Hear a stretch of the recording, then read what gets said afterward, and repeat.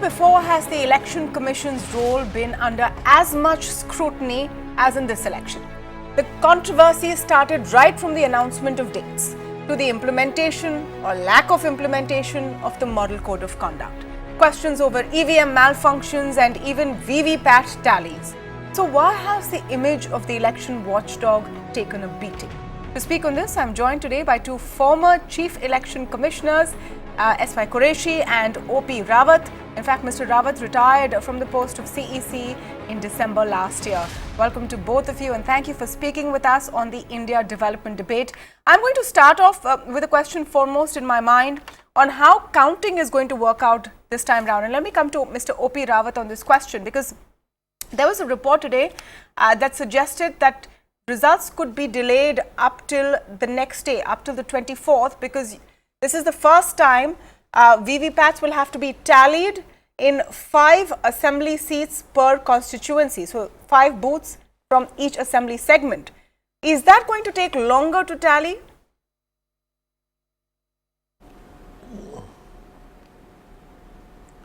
Actually, it will depend on what kind of space is available in every counting hall, because for every legislative assembly has a fixed number of tables for counting electronic count from EVM, and at the end, at present, only one polling station randomly selected for every assembly segment. So they make a separate cubicle for this. Now, if there is enough space, 5 cubicles could be made, and all 5 randomly selected polling stations for every constituency can be counted simultaneously. That would mean that there won't be any delay in the results. But wherever the space constraint is there and only one such cubicle for one polling station is there, then one after the other 5 polling stations VVPAT slips will have to be counted. That would mean a delay of about 4 to 5 hours. So it won't be 24th as is predicted in some section of media today. It may be just about 4 to 5 hours delay wherever the space constraint is there. What, we'd get a clearer picture later in the evening than, as of now you get a clearer picture by say noon, which way it is going. You're saying this will be a more delayed process, Mr. Rawat?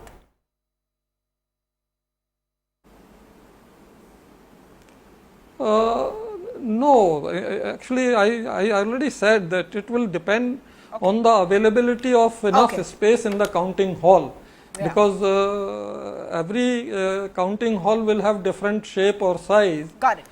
Whether it can accommodate 5 tables in all for VVPAT slip count or not, that will be the critical issue. Okay. Mr. Qureshi, you have raised an important issue as well on what happens if the tally between the VVPAT and the EVM count does not match, and what happens then? Now, since we are in sort of uncharted territory with this counting day, what are the issues you see there?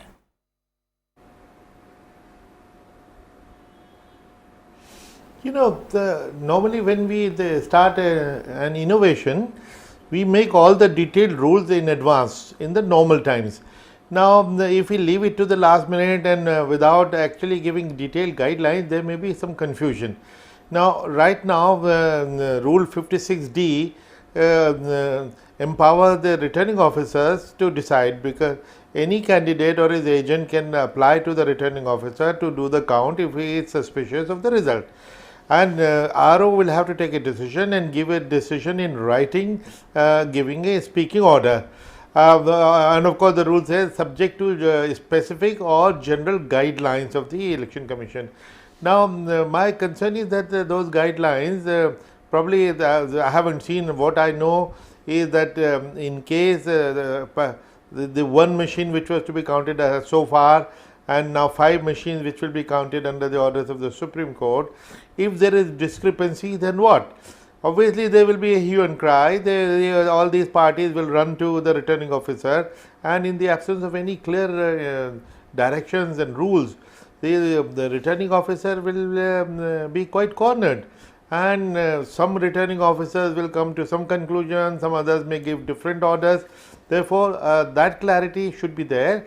the entire scenario has to be thought through, all possibilities have to be considered and answered. So, that is what I want to understand, what are the rules in case of discrepancy, and at least I am not very clear. Isn't it a little alarming that we do not know so close to counting day, Mr. Qureshi, and also on how the whole process will unfold?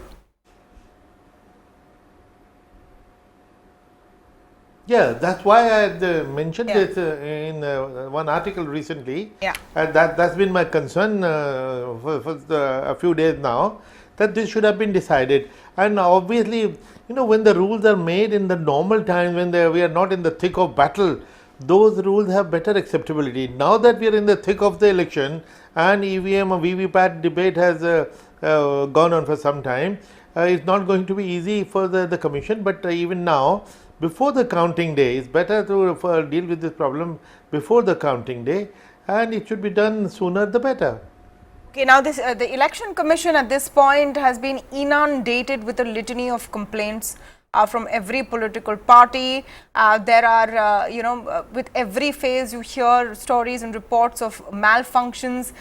There was this very alarming footage from Faridabad recently of bogus voting, and a repoll was announced in that particular seat, which will go on the 19th. And I am coming to Mr. Qureshi again with this question. What has gone wrong this election season? Because the Election Commission is a premier institute, and the fact that free and fair and smooth elections are conducted in a country as large as India every 5 years has been a matter of great pride. It still is. But why do you think that the Election Commission is facing so much flack? Have they done all they could have to keep up the reputation? Well, Election Commission is doing a great job. It's the biggest management event of any kind, not just the biggest election in the world. And already 6 out of 7 phases have been completed with by and large peacefully and in a fair manner. Complaints are always there. The model code violations, they also happen in every election, sometimes more, sometimes less. So, but what is unfortunate, according to me, that instead of the defaulting politicians who are violating the model code and the laws, instead of they being in the dock, it is the Election Commission which is being put in the dock, which is sad and unfortunate. Is it so, sir? Wouldn't the watchdog be questioned if the politicians are getting away with violations? It's after all the Election Commission's job to ensure it doesn't happen.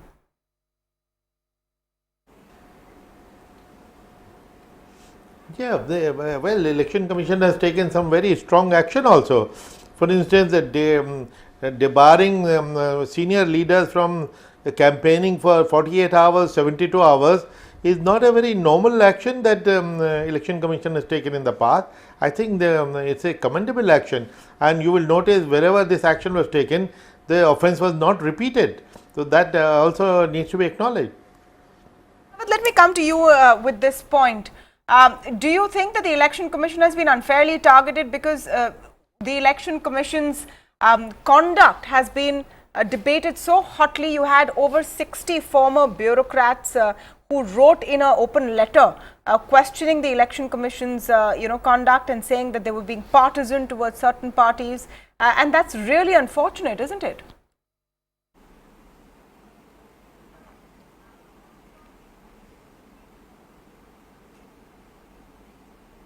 Yes, Mr. Rawat, that question's for you.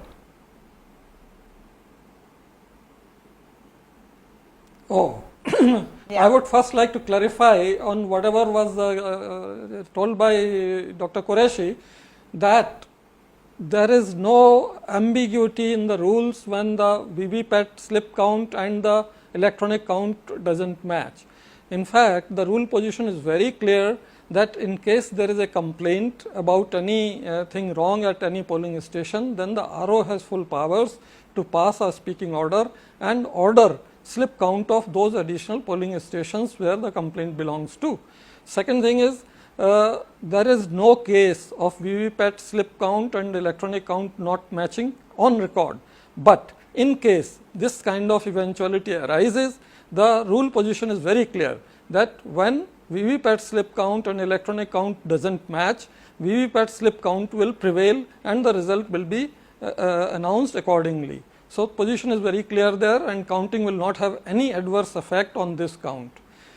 Second thing about election commission's conduct and the memorandum submitted by 60 ex-bureaucrats, I would like to point out that in certain cases of violation of model code of conduct, there was delay in giving a sort of ruling or an order or a response, and that delay was rather inordinate. Like in some cases when a complaint was filed on 1st April, 2nd April, 4th April, the ruling was announced, whatever the ruling was, I am not going into that, that was announced after 30 days. Now, during election period and when such contested elections are there, everybody is waiting with bated breath for action immediately, and election commission has all the wherewithal to get any report from the field, any videography from the field, any transcript from the field within a stipulated time. And therefore,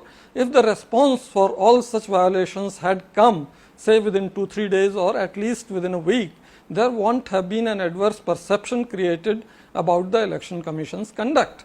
That was the only reason. Otherwise, I don't see that there has been anything lacking, and Dr. Qureshi also praised that they are doing a sterling job in holding such a huge exercise which is unprecedented in the whole world. You know, I'm referring back to that letter, and you're talking about delay as one problem area. But for example, the verdict on the complaint about Project Shakti and the announcement of ASATs by the Prime Minister, and there was a complaint saying that was there any kind of a violation. It was thrown out on the technicality that the official broadcaster wasn't used to broadcast that entire session. It was a private news agency. And many pointed out that that was merely a loophole, that the law or the rules were not implemented in spirit, though it may have been in letter. Mr. Rawat, your response to that?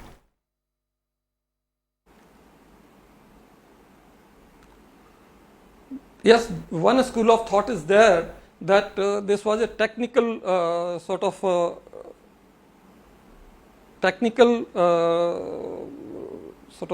ground on which they said that it does not fall in the category of violation of the MCC.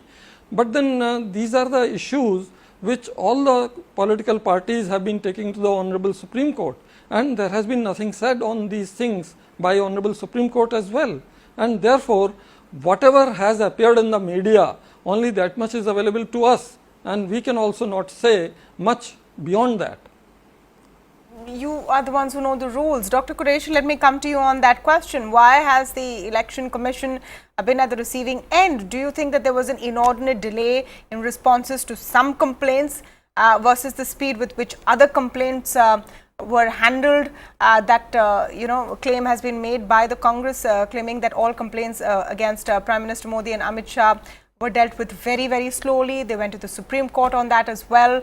The whole controversy over Namo TV, as well as the Vivek Oberoi star biopic. Do you think all of those controversies could have been avoided?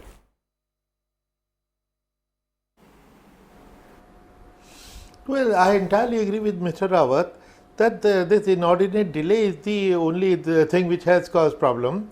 And what more can be said after Supreme Court itself came down on it, that for 25 days, 30 days, not even a cognizance was taken. Supreme Court had to intervene, and which is what to my mind is disturbing. Article 329 debars the Supreme Court and any court from interfering when the election process has been set in motion. Now, anyone giving it this opportunity to Supreme Court to intervene is avoidable, and it is not a happy situation. But the fact that they had to intervene and then Election Commission acted, and that is what the concern of those civil servants who wrote was, and that is what I am saying, and that is what Mr. Rawat is saying. We are not going on to the merits of the case, what they decided on those cases of the top two leaders. We are not going into that because we do not have full facts. Yeah. But what is obvious to all of us is the delay, which was the very purpose of model code is prompt action. Why we have not been wanting a statutory backing of the model code is that the kind of flexibility which it has. The moment there is a violation which is brought to our notice, we issue a notice to the person complained against to reply within 24 hours. And in most cases, the reply comes in 23 hours because they are so scared of the model code. So speed is of essence, and any delay has of course has caused the problem and should have been avoided. You know, a couple of more issues I'm going to take up. One is that are polls being conducted free and fair across the country? Now, in West Bengal, for example, the BJP claims that, the TMC party workers are stopping free and fair conduct of polls. There should be more central forces. In other parts of the country, there are claims that, people are not finding their names on voter lists. There are reports of malfunctions in EVMs at various times. Don't you think it's very dangerous if even a shadow of doubt starts cropping in people's minds that is the process fair? And I'm going to come to Dr. Qureshi again with the answer to that question.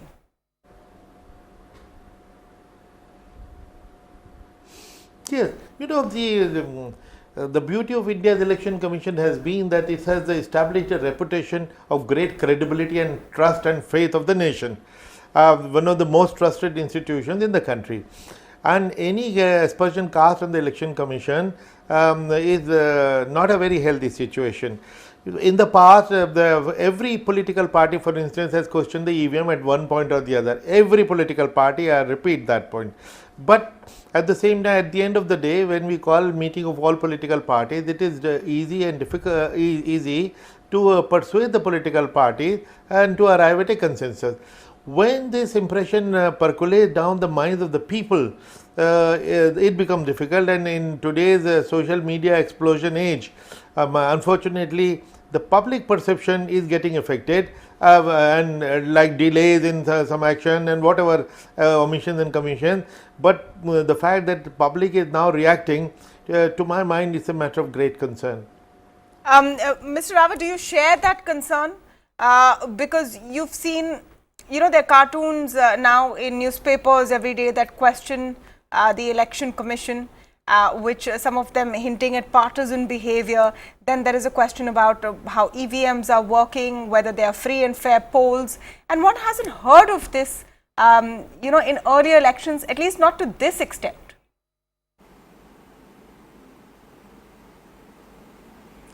In every election, certain number of machines will definitely malfunction and will be replaced. Therefore, it is not unique to this election. In fact, when I was there as Chief Election Commissioner in Kairana by-election, Gondia Bhandara by-election, because of the heat and humidity and other factors, a large number of machines failed, and we had to order repolls in more than 100 polling stations in just 2 constituencies. So, it is not unique. Every time in every election, attempts are made by all parties to bring in that suspicion that in the minds of people, so that they can finally put the blame at the doorstep of either EVM or the Election Commission. And I always say that Election Commission, being a referee, has to be a punching bag for all aggrieved or defeated parties in the end. So, one has to be prepared for that. But Mr. Rawat, I don't agree. Mr. Rawat, if I may just interject. If I just may interject, I agree that all parties cry foul in every election. The BJP has also done it in the past. If they lose, they say it's the EVM's fault. But this time it's different, and that's why it's a bigger concern. This is Aam Janta. It is people asking whether their votes will be clocked properly. And of course, politicians are picking up on that, as they will. I'm saying that if there is a seed of doubt in the mind of average voters, then that's a bigger concern, isn't it? That is not there, because who is representing Aam Janta, and where is Aam Janta saying this? This is being said only by political parties or their representatives. Well, for example, what we saw in Faridabad, Mr. Rawat? That was because someone managed to take a video in a polling Pardon? booth. What happened in Faridabad, where a repoll was asked for, someone managed to take a video in a polling booth. And that's how people knew about it. Actually, yeah, sure. Out of 1 million polling stations, if at one polling station something wrong happened, that doesn't mean to generalize for the whole election. So these are the things which might happen because of certain weaknesses of 11 million people deployed for elections. These 11 million people have been drawn from a society which has a passing marks of 33%. That means they are not perfect. And if one polling station there is something wrong, you cannot generalize it to 1 million polling stations. Okay, that's a fair point. So what would you say to people watching this right now about the sanctity and the safety of the entire election process?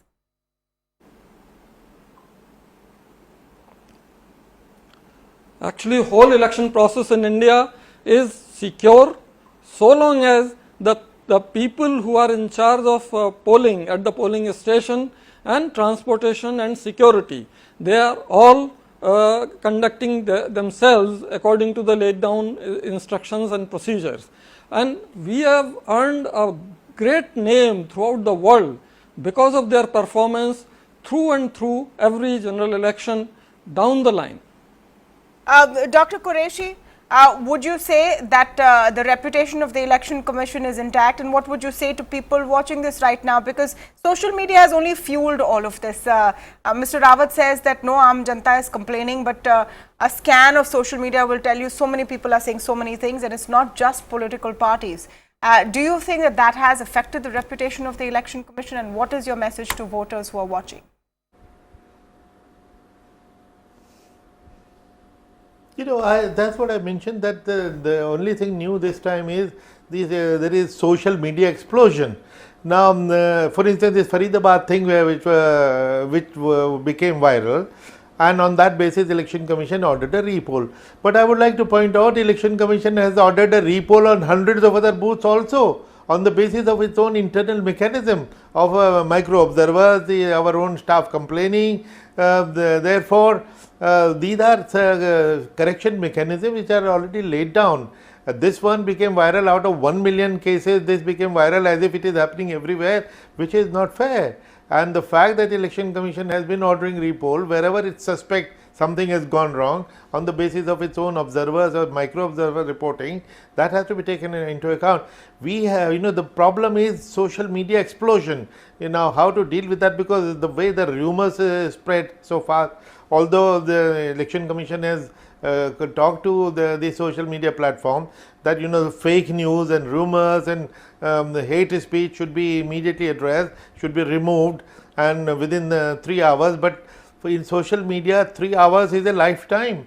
Not good enough, but the fact that it is acknowledged that fake news is happening, rumors are floating on social media, we need to find a solution to this. Absolutely, it's a tough job. The Election Commission has a tough job, and we need this institution to be strong and blemish free with its credibility right at the top. Thank you so much, Dr. Qureshi, as well as Mr. O.P. Rawat, for joining us today. We have had two former Chief Election Commissioners break down every possible question that you wanted to know from the Election Commission tonight on India Development Debate. That's all from us. Thank you for watching.